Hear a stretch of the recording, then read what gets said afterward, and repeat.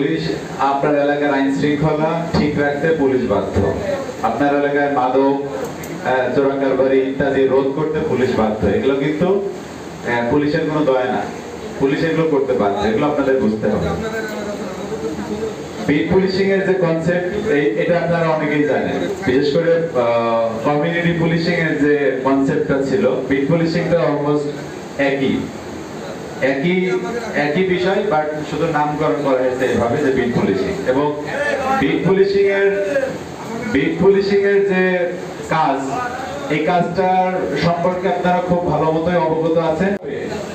একটা এলাকায় যদি মারামারি বাঁধলে আপনারা যদি ফোন করে সঙ্গে সঙ্গে বিট অফিসারকে জানাতে পারেন।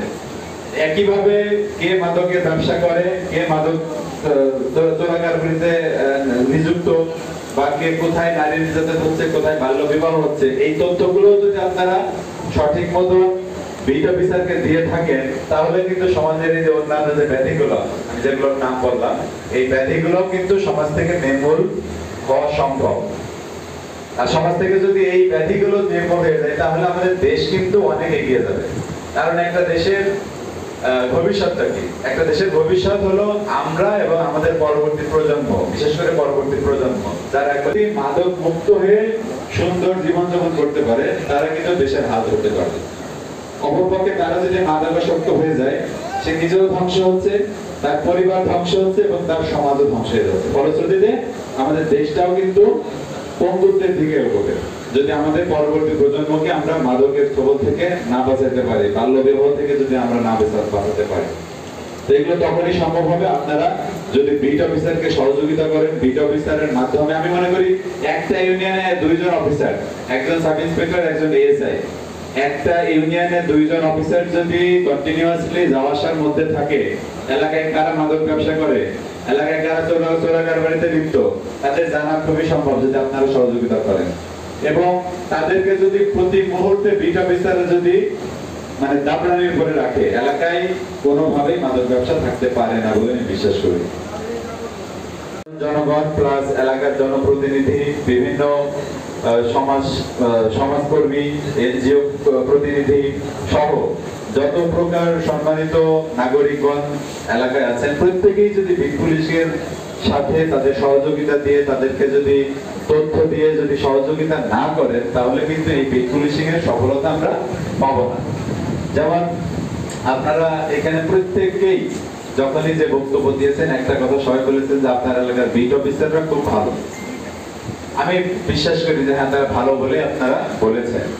এবং তারা এলাকায় যখনই কোনো ধরনের কোনো দাঙ্গা, ফ্যাসাদ, মারামারি ইত্যাদি হওয়ার সম্ভাবনা দেখে, তখনই তারা সেখানে আপনাদের অন কলে উপস্থিত হয়ে যায়। আমি হয়তোবা সেখান থেকে আমি হয়তোবা ঠিক হতে পারতাম, কিংবা আমি হয়তো সেখান থেকে পিছিয়ে আমি আইনগত প্রক্রিয়া নিতে পারতাম।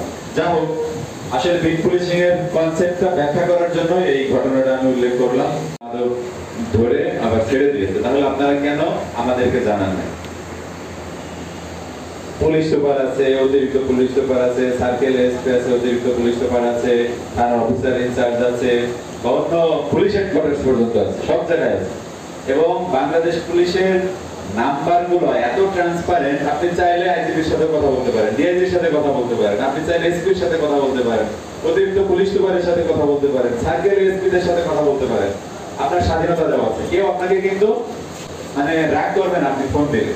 তাহলে আপনি যদি সুনাগরিক হয়ে থাকেন, তাহলে আপনার উচিত ছিল এই যে একটা অনিয়ম আপনার চোখে হয়তো ধরা পড়েছে, সেটা সত্য মিথ্যা একটু আর একটু প্রশাসনের দিকে সহযোগিতা আমরা চাই, তাহলে আমাদের এলাকা সুন্দর হয়। কারণ সেহেতু এলাকাটা অনেক দূরে, এলাকাটা কিন্তু শহর থেকে অনেক দূরে, যার কারণে আমি হেডকোয়ার্টারের আয়োজক পক্ষ থেকে, আমাদের পুলিশ সুপারের পক্ষ থেকে, আমাদের স্থানীয় আমাদের সদর অফিসের পক্ষ থেকে আমরা আর একটু বেগবান করতে চাই, আমাদের কাছে সহযোগিতা চাই। এই সহযোগিতার কারণে আমরা মনে সুন্দরভাবে বসবাস করতে পারবো।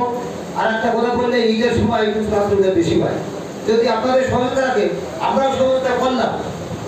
আমি কিন্তু অনেক আপনাদের সহযোগিতা অনেক বড় বড় টাকায় আমি কিন্তু সহযোগিতা ঘুরে দিচ্ছি, যার জন্য অনেক স্পেশাল আমার নিজের বাড়ি গেছে, আমার প্রায় আছে আপনাদের পক্ষে কি আমরা কিন্তু ইতিমধ্যেই ভোটার একটু সমস্যা আইসি সাহেব খুব দ্রুতই বিষয়টা সেখানে যাচ্ছে, সাররাও সেদিকে গিয়েছিল, অফিসার গিয়েছিল, সবাই যে এই পদক্ষেপগুলো নেওয়া হচ্ছে।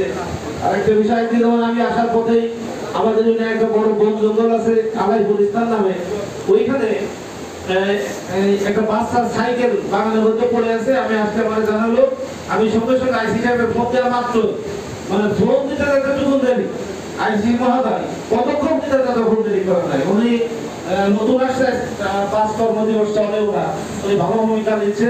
আর আমাদের কোনো বিষয়ে অসুবিধা হলে আমরা সঙ্গে সঙ্গে, যেহেতু আমাদের ইউনিয়নের মধ্যে ক্যাম্প, আমাদের চেয়ারম্যান মহোদয়, আমি ব্যক্তিগতভাবে একজন জনপ্রতিনিধি হিসেবে বলবো যে ফুড ফিশিং যদি আরো মানে আসলেই তো অনেকে আমাদের এই মানুষগুলো আসলে এখন পর্যন্ত বোঝে না যে এই পুলিশের কতটুকু দায়িত্ব এবং কর্তব্য এবং ওরা কি করতে পারে। যেহেতু পুলিশ আসলে সীমিত, সেই কারণেই বিট পুলিশিং এর পাশাপাশি যদি আমাদের জনপ্রতিনিধি এলাকার গণ্যমান্য ব্যক্তি নিয়ে যদি বিভিন্ন সময়ে আজকে যেমন সেমিনার করছে, এটা যদি করা হয় তাহলে আমরা এই গ্রুপ পুলিশিং এর দিয়ে যত উপকৃত হতে পারবো। আমার মনে হয় যে এটা আসলে অকল্পনীয়।